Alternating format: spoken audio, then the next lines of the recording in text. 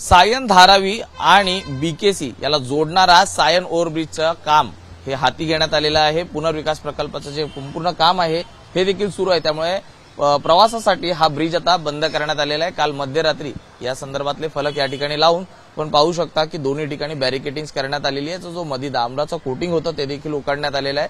पुनर्विकासाचं काम हे किती दिवस चालणार हे अद्याप सुनिश्चित आहे, मात्र या ब्रिज बंद केल्यामुळे मोठा परिणाम हा वाहतूक वर पडण्याची शक्यता आहे। कारण घाटकोपर कुर्ला एलबीएस रोड मार्गाने येणारं जो वाहतूक आहे त्याचं हे एक जंक्शन होतं आणि यामुळेच आता संपूर्ण जो हा ब्रिज बंद केल्यामुळे संपूर्ण जो वाहतुकीची जी कोंडी आहे ती निर्माण होण्याची शक्यता ही देखील आहे। त्यामुळे पुढे सायन ब्रिज त्याचबरोबर लोकमान्य टिळक ब्रिज यावरती त्याचा भार हा येऊ शकतो। मुंबई महापालिकेने अशाच प्रकारे जे ब्रिटिशकालीन ब्रिज आहेत त्याच्या पुनर्विकासाची कामं ही ठिकठिकाणी हाती घेण्यात आलेली आहे।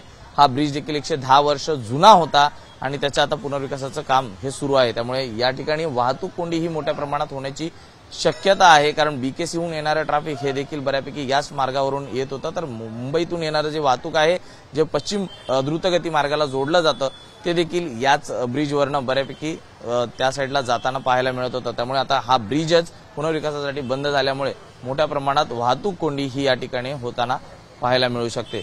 व्हिडिओ जर्नलिस्ट अजित कदमसह मी सूरज सावंत, एबीपी माझा, मुंबई।